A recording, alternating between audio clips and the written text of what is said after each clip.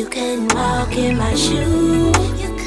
You wouldn't know what to do. Describe me and you. Ooh. 1, 2, 3, action. I'm ROBLO the star, and I present to you, You Couldn't Walk in My Shoes.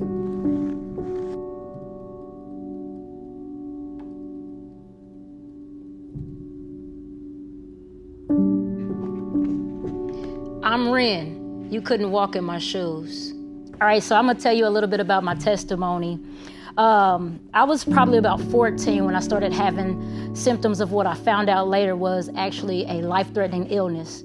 The only way that I could continue to live was to have a liver transplant.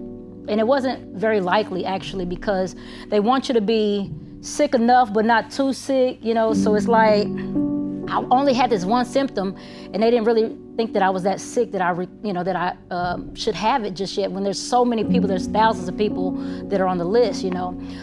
But man, long story short, God thought I was worth saving, so he gave me another chance at life. I had a transplant back in 2000. But the crazy thing about it is that 3 years later, the disease came back and it attacked the new liver. And so the first time around, I was a kid. I didn't understand the magnitude of what I was going through and all that, you know, came with it. But this time around, I was a grown woman. I had a child, I had responsibilities, and I knew it was gonna be harder.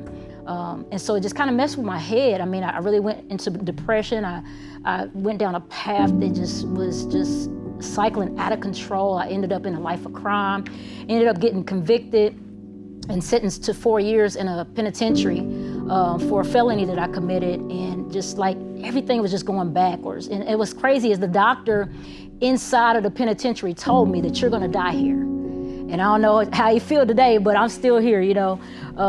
And that's only because of God, man. But yeah, like, it was harder. This time I had to go through about 20 years of symptoms, like a little over 19 and a half years of symptoms before I could get this transplant. So it was a lot tougher. But I'm here today, I got it, and I'm grateful to just be alive. But on top of that, I didn't just stop at, you know, having my health back. I wanted to reverse the stigma that's attached to being a felon. And so I stand today not only as a felon, because that's not going away unless I get it expunged, but not only do I stand as a felon, I stand as a college graduate with a master's degree. I stand as the founder of a nonprofit organization, and I stand as a youth pastor. And I know that if I can do it, you know, the next person can overcome whatever they're going through. But still, don't change that you probably couldn't walk a mile in my shoes. I'm Veronica. You couldn't walk a day in my shoes.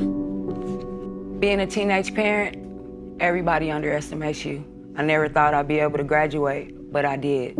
I raised my child. He's a great guy. But the underestimation came from dropping out of school, getting back in school, going back to get an education.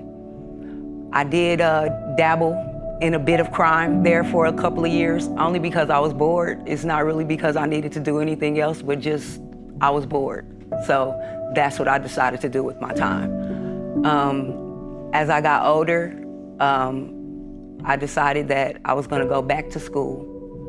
After the crime spree and all of that and being a very upstanding citizen now, I went back to school to get my training and become an educator in food. In 2008, 2009, I was told by Ollie Gates that women do not cook in my kitchen. After that, motivation took over.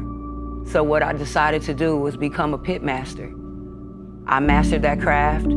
I went to some very successful white pit masters who taught me everything I needed to know. And right now I stand as one of 3 only Black pit masters in Kansas City.